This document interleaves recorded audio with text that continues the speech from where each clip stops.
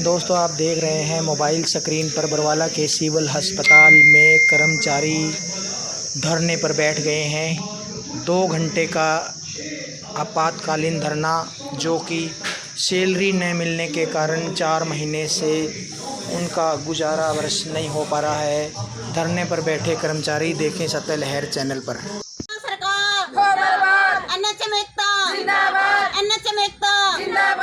हमें हमारी हक दो, हक दो, हक दो, हमें हमारे हक दो, हक दो, हक दो। जो जुल्म की टक्कर पे संघर्ष हमारा नारा है, जो जुल्म की टक्कर पे संघर्ष हमारा नारा है। हरियाणा सरकार, हरियाणा सरकार तनख्वाह नहीं देती, तनख्वाह नहीं देती, तनख्वाह खा गए, तनख्वाह खा गए, रोजी रोटी के हथियारों गोली मारो, आवाज दो, जो जुल्म की टक्कर पे संघर्ष हमारा नारा है। हरियाणा सरकार मुर्दाबाद, हरियाणा सरकार मुर्दाबाद। हमारी एकता जिंदाबाद, हमारी मांगे पूरी करो, हमारी मांगे पूरी करो, हमारी मांगे पूरी करो। हमारी तनख्वाह जल्दी दो, हमारी तनख्वाह जल्दी दो, हमारी तनख्वाह जल्दी दो।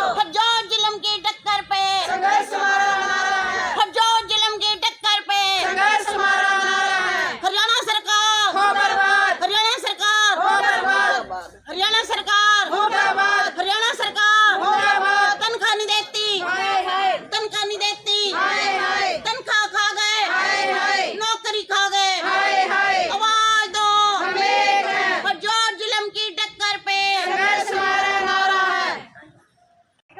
आज किस मामले को लेके हड़ताल पे बैठे हैं आप? सर, मेरा नाम कौशल्या रानी, एनएचएम कर्मचारी हूँ जी। ये पूरा विभाग एनएचएम के ही कर्मचारी हैं। सर, हमारी 4 महीने हो गए, तनख्वाह नहीं आ रही है। जबकि एक पक्के कर्मचारी के 1 महीना भी तनख्वाह नहीं आती तो काम नहीं चल सकता।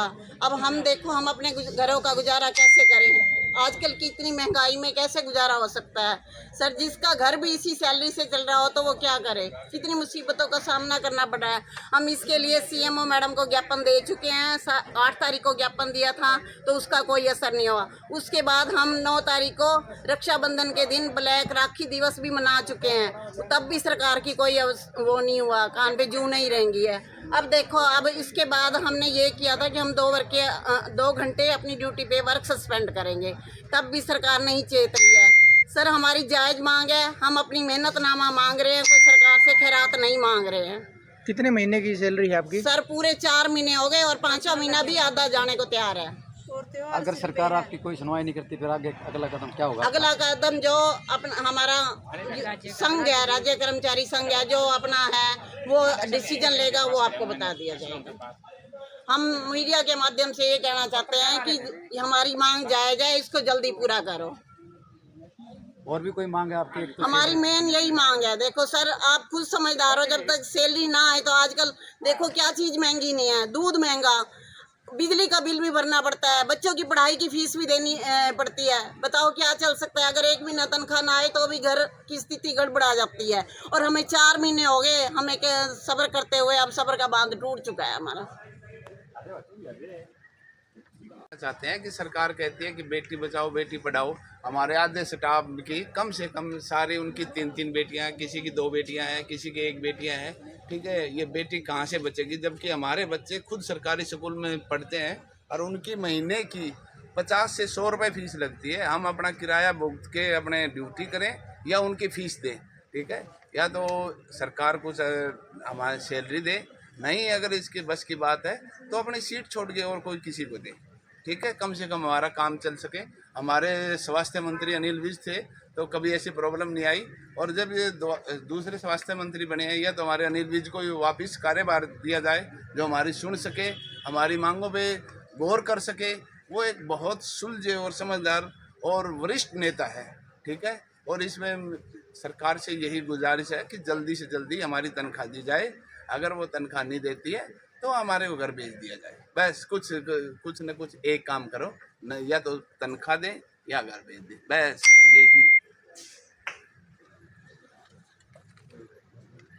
बोल रहा है किसी ने, बोल दो।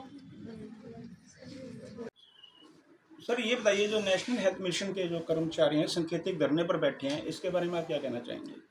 हमारे जो कर्मचारी अभी सांकेतिक धरने पे गए हैं, इससे हमारी काफ़ी सर्विसेज पे असर पड़ रहा है। ओपीडी सर्विस पे असर आ रहा है, इंडोर पेशेंट्स पे भी थोड़ा असर पड़ रहा है। हमने एक्स्ट्रा ड्यूटी लगाई है अपने स्टाफ की, और पर फिर भी असर आ रहा है, क्योंकि ना टीकाकरण की जो फैसिलिटी है उसमें भी ये काम करते हैं, उस पर भी पूरा हमारा काम स्लो हो गया है थोड़ा।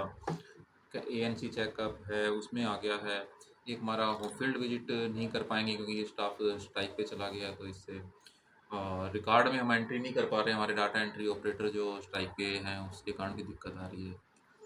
हम जल्द ही इस समस्या को सरकार तक हमने इनकी आवाज़ को, इनको नोटिस को पहुंचाया है। हम होप करते हैं जल्दी ही ये समस्या दूर होगी और ये सभी अपने काम पर आएंगे। तो इनका सांकेतिक धरना है 15 अगस्त तक चलने वाला है, जहां एक और देश जो आज़ादी का पर्व मनाएगा वहीं एक कर्मचारी जो है धरने पर होंगे।